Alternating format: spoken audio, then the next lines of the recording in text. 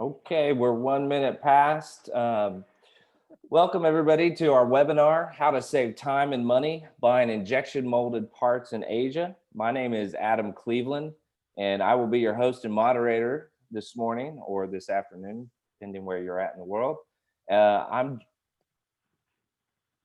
let me just advance the slides here. I'm joined today with Ron Hollis, President and CEO of MFG, and John Ross, who is the Director of Sales for our Asia Pacific operations. I'll turn it over to them to introduce themselves. Ron? Thank you, Adam. I'm Ron Hollis, President and CEO of MFG. So been running this company for a couple of years with a strong belief that it provides value in helping manufacturers and buyers discover each other and build relationships. And so we do that with our technology. So we're excited to provide this webinar today. It's got a lot of meat to help buyers make smart strategic decisions in their secure sourcing of parts. John? Okay, hello everybody. My name is John Ross, and I've been living in China for almost 17 years. And my background is in manufacturing. And in fact, I've been working in supply chain management and plant operations and plant management for this whole time. Specifically, I've been working in the custom parts industry, focusing mostly in the areas of CNC machining, injection molding, and 3D printing.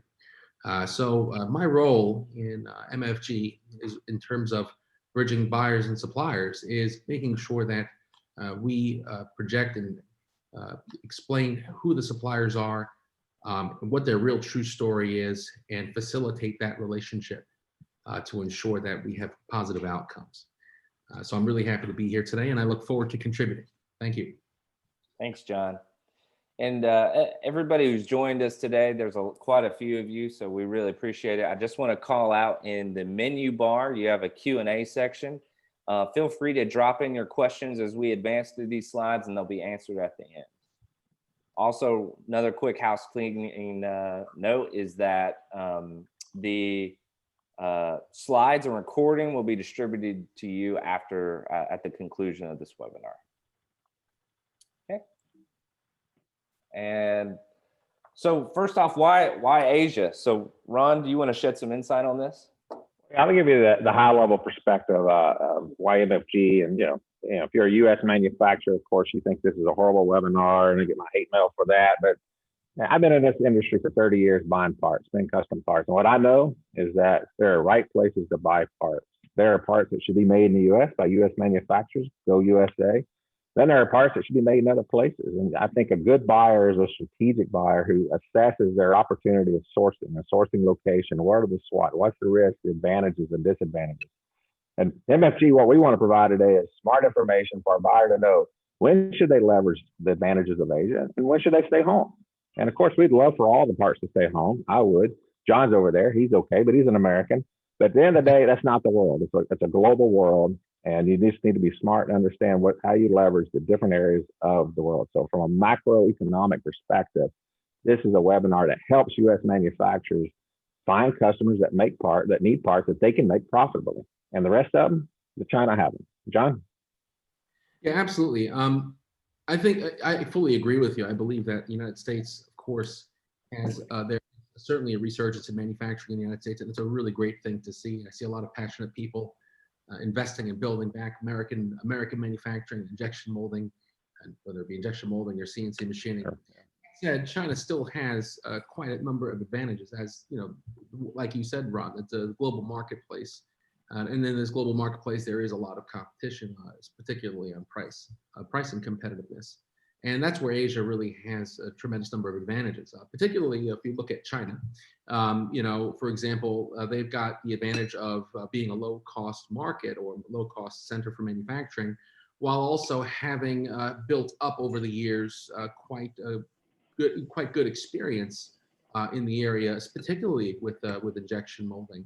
With that development over the years has come a distinct competitive advantage when it comes to injection molding in certain ways, which we'll go into more detail later on in the webinar. So without doubt, globalization is certainly a key part of our success and future success as a country, and of course for the world. And Asia is going to play a very, very important part of that. Amen. Thank you, gentlemen. So As we push down through to the meat of this webinar, just want to touch on briefly, why are you here and what you will learn. So first of all, we want to help you understand how to find and select a supplier in Asia. Maybe for injection, this webinar is about injection molding, but in general, how do you find the right supplier? How do you make sure you get the right price? And more importantly, make sure that the quality of those parts don't suck, frankly. So that is the premise of this, and I'll be pushing down through. So starting on the first point, finding and selecting an injection molding supplier in Asia. First off, you got to understand what you need or you're trying to buy. This is not eBay. Ron, do you want to elaborate on that? Well, I think at a high level, a lot of buyers, professional buyers, they start to understand the process, the manufacturing process. And we are in the custom parts business. The custom parts is the creation of something that did not exist until it was created. The most fascinating area in the world, right? And what it does, though, there's science, there's chemistry, there's processes, machinery. So as a buyer, you need to understand the process a little bit. Understand what makes a process go. In today's injection molding, that's what we're going to focus on here. And you want to understand at least how that process works. You don't have to be an expert in it, but the buyer needs to understand what they're buying, what questions they should ask, and how to do it. John, what do you think? Absolutely. I'm a very strong believer. I love manufacturing. And one of the things that I believe has advanced my knowledge and advanced my expertise in the field has been really surrounding myself with great mentors and people with the expertise to guide me. And I couldn't advise strongly enough to make sure that you team yourself up with somebody that has knowledge in tool making. Maybe it could be somebody locally, it could be somebody based in China, but somebody that is an advisor to support you in the process of purchasing an injection mold if you don't have a background in it already, because there are a lot of different ways you can go, and suppliers won't always bring you in the best direction for you. They're going to bring you in the best direction for them. Right. And so being able to do that is very, very important. So mentors, I highly advise finding an expert and working with it. And just to add on, when you go to Asia, the necessity of understanding the process goes up exponentially. You can go to a U.S. molder and they will be a lot more patient. They speak a lot better English. They're here, you're close time zones, and they'll nurture you more if they want your business. Over there, you're 12 hours behind or ahead. There's a time zone, there's a culture difference. That's not OJT. You don't go to Asia to figure out how to buy injection molded parts. You should know how to buy them before you get there. And that's really what we mean here, is understand what you're trying to buy. So if you're an inventor or a small product development buyer, this is a deep ocean that you might not want to jump in. You want to go and take baby steps and get you a nurture, get you a mentor or a company that want to help you. And then as you grow up, then you start to leverage it. Yeah. And tonight, hopefully, we'll give you a really awesome foundation. Yes. I think that's a good segue into the next question or the next bullet, which is, what are some of the questions you should ask to make sure you do understand? Go ahead, John. Why don't you tell us from your perspective in China, get questions there. What in terms of questions you should ask Chinese companies? First, I would ask myself questions before I'd ask them. The first questions I'd be asking myself are, what is your goal? What first of all, what kind of product are you molding, right? Is it are you molding a large volume of parts? Are you going to be molding a few thousand? Are you going to be doing a few hundred or less than 100? So it all starts with your volume, because the volume is then going to be telling you what kind of tooling manufacturer, what kind of injection molding supplier you're going to be wanting to work with. So that's really the first thing. So if you're working, for example, and you're saying, I guess the product life is there's only going to be about 50,000 shots. I'm only going to make about 50,000 parts over the course of the life of the tool. Well, you don't want to be looking for production tooling suppliers, because what they're going to do is they're going to give you solutions that are, fully hardened tool steel, very, very expensive molds. And they're not equipped to be able to produce the molds that are appropriate for production runs in the thousands. So what you're going to want to do is you're going to want to focus on what is called bridge tooling or prototype tooling, where these are suppliers that actually specialize in making what are called soft tools or soft tooling, typically made of P20 tool steel or aluminum, 7075 aluminum. And this gives you this kind of flexibility. So really knowing first knowing the quantities that you're going to be producing and having a plan in terms of what you think the scale would look like is very, very important. Ron? Well, I think that's a great point. I mean, when you start asking yourself questions, every injection molding project, you should ask yourself some key questions. What is my volume, for the life or for this batch or et cetera? And that starts to drive a lot of behavior. The tooling strategy, which is what John's sharing with, is a big driver in time and in cost. And that's low volume. You want to make sure you're going to a shop that focuses on low volume. A mass production, a high volume production shop will struggle doing low volume because they're not geared that way. Everything is set up for efficiencies in production. And, you'll get a square peg in a round hole real quick, and vice versa. If you go to a low volume shop and try to run production, you're just going to have problems. So step one is knowing what it is, how big it is, and then you start to drive out from there. And then secondly, your material requirements, post-processing requirements, is there assembly, is there certifications, qualifications, et cetera, you're trying to get out of it. And the more sophisticated the parts become as part of your product, the more your questions will start to drive the type of manufacturer you're looking for. Because you need to know that first. And then you start to look over there in China and say, okay, here's a guy who fits the profile, the factory fits the profile. Now we start to dive deeper into that to verify the fidelity of that factory and can they truly satisfy our needs. Absolutely. And to build on that point, I think, and this is about selecting an injection molding supplier, in the selection process, you definitely want to perform due diligence every single time, because in China, and around Asia, not just China, around Asia, it's very, very common to have somebody in the middle, like a middle person or a middleman that acts as a kind of like obviously you in the factory. So what you want to do is, there's a few things you want to do. You want to get the information regarding the business license. You want to ask them for their business license. You want to know who the owner of that factory is. You want to cross-check that with the banking payment information. Make sure that that's matching. There are a number of websites that you can use to check the supplier and make sure that they're the right, that they're actually legal and good legal standing. I usually suggest that you hire somebody locally in China. These are sourcing companies or supply chain companies that can help you with that verification. It usually costs you like $100 to do it, but if you're dealing with a supplier for the first time, you want to make sure that you're dealing with a reputable company. So I strongly suggest doing that. Yeah, and I think that's another great segue into, now that you understand what you need, you've got questions to assess to the suppliers. What kind of risks do you need to understand when you're going to Asia?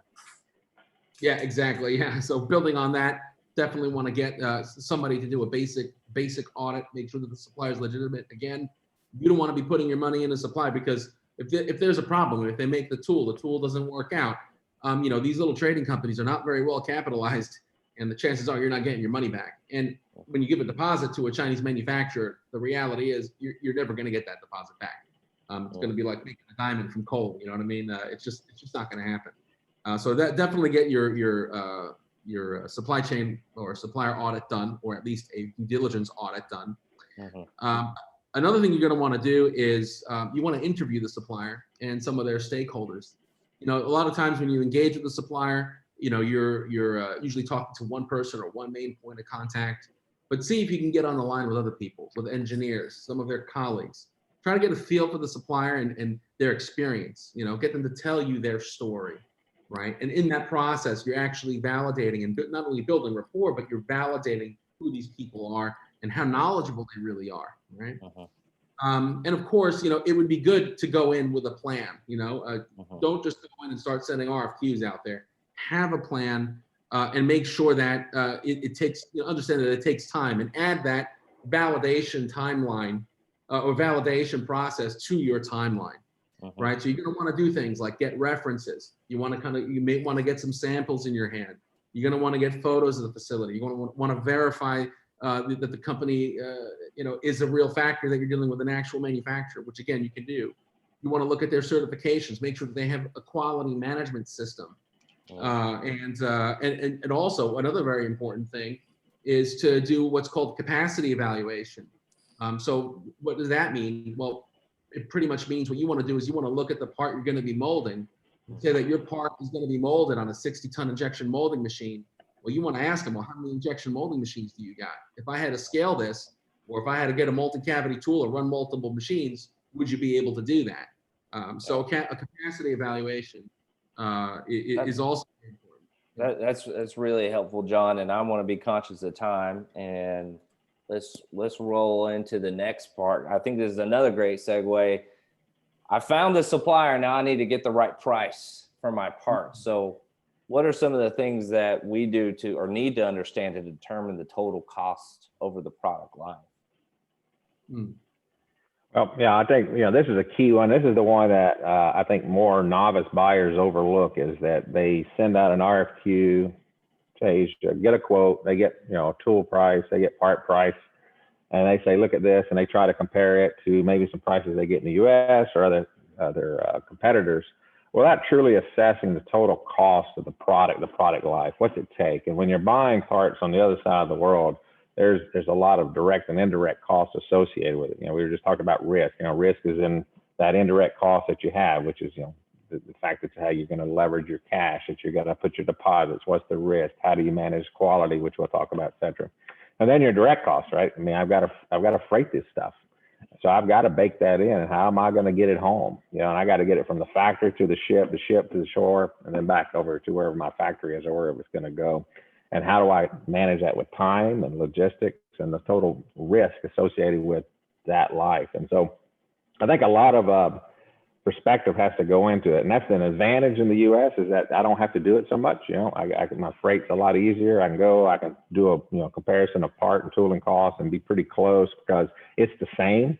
But when I'm trying to compare the total life of the cost from here to Asia, et cetera, there's a lot of hidden fees in there. As John mentioned, you want to have surveys and such. And if it's a higher volume, long-term production, you're going to need to visit, or you're going to need to have representation to visit, and make sure that they're with the factories, helping their factories stay online. So it's an important piece. John, what's the other things that you see in cost that we overlook? Yeah, there's a lot of things there. So the first one is always make sure you start with engaging with your suppliers early and often, because a lot of times there is a gap in knowledge between what a designer knows in terms of their expertise and what a tool maker with decades of experience knows. And you want to make sure to bridge that gap as soon as possible, because they're going to make recommendations. They're going to make material recommendations that can mean a huge difference in the part price. Remember, material accounts in an injection molded part anywhere between 50 and upwards of 80, sometimes or more, depending on your volume, % of the total cost of the part. So you need to really get in there early, make sure you optimize your design for the process early, iterate a lot, optimize your material. Another thing you want to look at is think about the risk of the part. Is this a simple part or a complex part? If it's a simple part, you might be best working with a smaller supplier. Now, working with a smaller supplier, they're not going to have the quality management systems of, like, say, a medium-sized supplier with 200 people that have been in the game for a while. So you're going to want to assess it when you think about getting the right pricing, and ask yourself, okay, if this is a really simple open and shut tool, shoot plastic into it, it's going to come out the same every time. Yeah, you might be able to work with a supplier with fairly low risk. But if you're talking about a very, very complex tool with lifters and sliders or shutoffs and really, really complex parts, you're going to want to work with a higher end supplier, and you're going to want to pay a little bit more. You don't want to cheap out on that, because those little guys, those little suppliers, they don't have the protocols, the maintenance, and the processes to make sure it's consistent. And another thing is, as far as pricing, is your order quantity. You've got to realize that in an injection molding machine, when you're running parts, right, in injection molding, the setup costs, you think, setup costs, just throw the tool on the machine, and it just start shooting plastic and start shooting parts, and, you just charge a setup fee. Well, the setup fee, actually, that gets amortized over the cost of all of your parts, because the biggest cost in your part price, at least with quantities less than 2,000, is purging them. Things like purging the machine, preparing the material, warm-up shots to warm up the tool. This has a lot of cost to it. So what you're going to want to do is, when you go into this, if it's possible, think about the quantities that you're ordering and think, okay, would it be better for me to just give the supplier a blanket order, mold 2,000 parts or 3,000 parts, put it, let them store it, I leave an open deposit and then they ship slowly to me over the course of a year. This ensures that you're getting the lowest price. You're also getting quality that's much more stable because, you're able to check quality of that run and ensure that your part, that your parts are going to come consistently because you're going to have it already finished and fully inspected. And you don't have the carrying costs because suppliers are usually willing to hold it if you work this way with them with an open deposit. So it's something that you can think about. And there's a lot more other things, but I'll leave it here with you guys now. Well, that's a great strategy there. I mean, that's where you get smart, right? Especially as you're predicting and you're planning your inventory requirements, but to go ahead and order the batch now and just ask them to hold it for you if that's what you want. That's a fantastic strategy. So you can actually amortize that cost. Yeah, I think the key number point here is, the right price for your parts. Low price is not always the right price. That's actually a universal, that's a global thing. I mean, same in the U.S. I would say the same thing when you're here and you're trying to find a factory, a manufacturing partner. When you're in manufacturing, you're not necessarily buying on price. You're actually buying on the relationship. You're buying on a partnership with a manufacturer that's aligned to your values and what you need. And again, as John said, if it's a simple part or a low volume, a low risk, price is more important. But as you move up in complexity and time and the necessity of having information and structure and ERPs and project management systems and engineers helping you, then you got to expect to pay for that so you get that quality. And you believe that as well because you're going to price all that into the price of your product when you sell it and tell your customers how valuable it is. So it works very similar, but getting the low price is not always the right price. Yeah, and if I could just add one more point, actually, too, is you want to record as much information about the process as possible. So, for example, you want to know things like the shot weight. What's the shot weight of the part? You want to know what size machine that part's going to be molded on. Your goal in molding these parts, if you're doing low volumes, I'm not talking about high cavity, high volume production. I'm talking if you're doing the thousands or the tens of thousands a year. You want to set up your tool so you got the smallest possible tool on the smallest possible machine. But of course, that depends. If you go for family tools or multi-cavity, it gets complicated.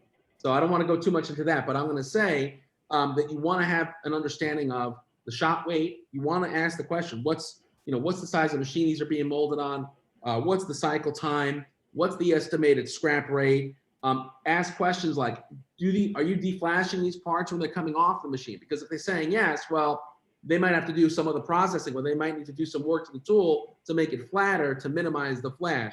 So by asking these questions, you're stimulating them to think, oh, maybe we should do this, or maybe we should consider making a fixture to insert the inserts, the threaded inserts, instead of heat staking them in. There's a lot of questions that you need to ask that can actually reduce your cost and also prevent cost creep. Because then you're just focusing on the fundamentals of the cost of the manufacturing process, and you're talking in their terms, and they cannot talk it. They can't escape that, right? If they say, "Oh, the material price went up," okay, show me the evidence, and then you could do the backwards calculation, and then be able to show them, well, actually, it should only go up by this much, and then you have a foot to stand on when you're negotiating with them. So having that spec and those requirements is very, very important when you're negotiating. That's a great point. That feeds you down into the part complexity and its manufacturability. John mentioned this earlier. I mean, one of the beliefs, and especially I think it's more critical if you're going to Asia, is to start sourcing your partner, finding your partner earlier in the design process as opposed to later. And John referenced it a while ago, but a logical way may be, let me get the design now, I need to go buy, and that's a little too late. What you really would like to do is step back in that and say, let me start looking at my sourcing supplier now, because they will have input on your design for manufacture. They'll have engineering feedback, and they can start to guide you. And that reduces your issues you're going to have, in both part complexity as well as the manufacturability of the part, and ensure or reduce the risk that you're going to have with the surprises as you move on. So we have that as a tip here in managing part quality, but it's actually a transition, because a lot of times engineers will over-engineer parts. They will make a part very complex, and then they will expect it to be molded, and it can be. It's just you're going to pay for it. You're going to overpay for a mold. You're going to overpay for parts. You're going to overpay for secondary processing that maybe it wasn't necessary if the molder and the engineer had collaborated on what you're trying to get out of that part. So. Exactly. Yeah. It's especially when you want to work with a tool maker that really understands the process capability, because they're going to be doing, they're going to tell you, what's going to happen when you mold that part, or they might want to run a mold flow analysis on it to see what kind of reaction you're going to get through the molding process, whether it be weld lines or sink marks or whatever. And those adjustments obviously are very, very important, in the process of managing quality and of course your costs as well. So yeah, I mean, I think the main thing here is there's a few really key important points that you want to make sure that you do when you're managing part quality. First of all, if it's possible, try to get master batch, order a master batch, meaning you want to order the material already pre-colored, right? So if you've got a part that's got colors, you're gonna be running these parts, sporadically in small batches throughout the year. Focus on getting master batch, make an investment in the material, hold it in stock. I know there's a carrying cost behind that, but if you're really sensitive on the color and the visual quality of the part, order the master batch early, make sure you have that material in the house, so that, because when they pigment, what happens is you have two ways of coloring material. You got master batch and you got pigment. And if you're using pigment, what happens is there's so many factors that can change the color from batch to batch. And you're talking about a color variation of up to what's called 3 delta. And this can cause big problems when you're doing final assembly. So that's one thing when it comes to part quality. Another thing is, I'm sorry, Ron, you have a point you want to make? Oh, no, I agree. No, amen. Yeah. And another, go ahead. I was just gonna say we're creeping up on time, so I want to give the audience an opportunity to ask questions as well. But lots of good meat here, and obviously we'll have a lot of follow-up opportunity. Yeah. So if we could just push through real quick, and sorry to cut you off, John. First of all, so MFG.com, shameless plug, but we do help we help buyers and manufacturers connect, discover each other, and build relationships. Ron, do you want to touch on a little bit about how we do that? I'm going to do a high level just so we get in the Q&A. I mean, MFG, go to the website, mfg.com. We're sponsoring this webinar because we want to make, my passion is product development, manufacturing, love it, built my career out of it. And what we realize is it can be difficult for buyers to find quality manufacturers to partner with, and it can be difficult for quality manufacturers to find the right buyers to partner with. That is a problem. And that's what MFG is about. That we work to solve that problem. We do it through the supplier guide, which allows you to come in and be very strategic in selection. It's a great tool, especially in Asia, so you can be very selective. But we also have an RFQ marketplace, which is a great one-to-many. Come in, submit a detailed market RFQ for your injection molded process, submit it to the APAC market, and then it will be routed to many manufacturers over there who will be looking at it, and they'll raise their hand if they want to work with you. And then that gives you the ability to narrow thousands down into dozens and hundreds, and then you can start that interrogation and assessing. And then John leads a team directly in China, and what they do is they work with the manufacturers themselves to make sure the profiles are good, they're clean, they're visiting the factory, are they real companies, and they're helping them be better partners of you as a U.S. buyer. And that's what John's team does over there, which is just a huge value add if you as you're trying to leverage this as an opportunity for you. Awesome. Really good stuff, guys. We got a few questions popping in I want to make sure we get to. The first one I have here is, I don't want to send parts to China, but more interested in Taiwan or Korea or Vietnam. Can you address that? John, go ahead. Yeah, we do have suppliers from Taiwan and from South Korea and Vietnam on our platform.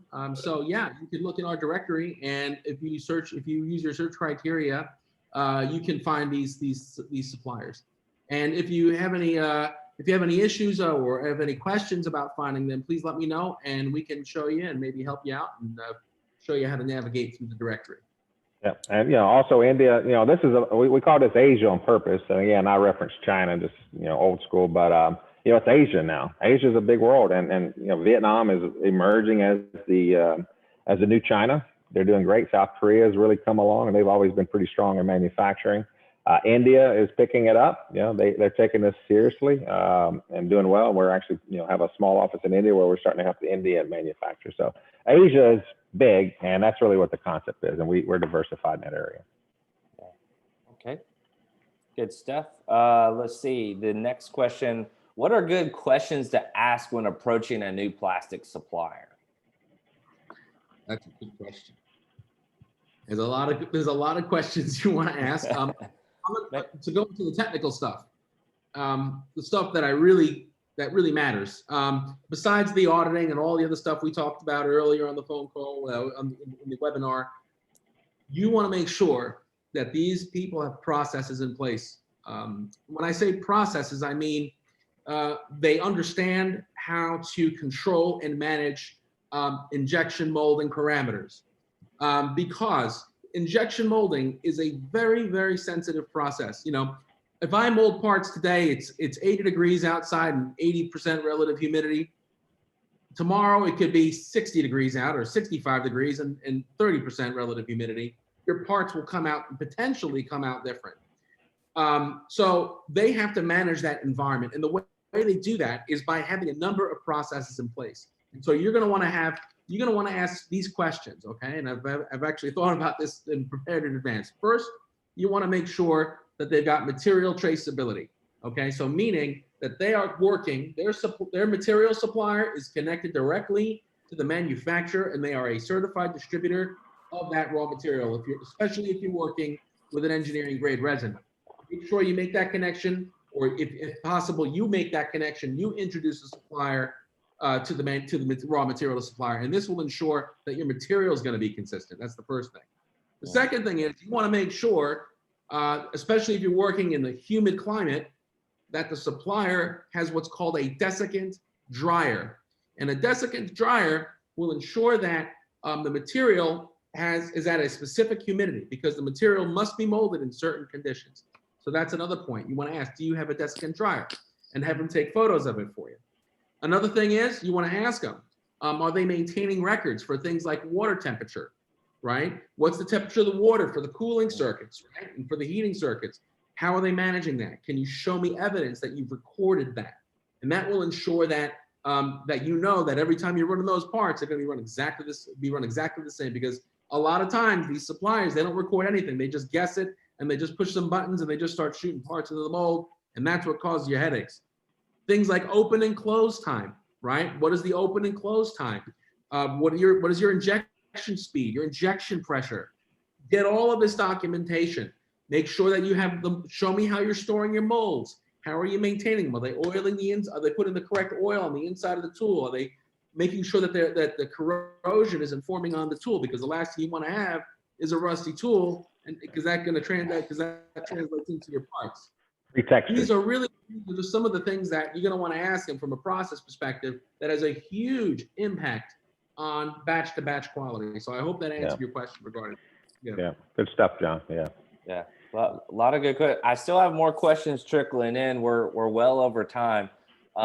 If we didn't get to your question now, just know that I'm going to document those, and I'll make sure that Ron and John have access to them so that we can answer all the questions that you have. We've kind of reached our time, so thank you all for joining. Here's just some quick information. Going to mfg.com. You can also email us at hello@mfg.com, and I'll be able to field any questions that you may have there. But don't be alarmed. I see all of your questions coming in. I'll make sure they get responded to. Okay. Thanks a lot, everybody.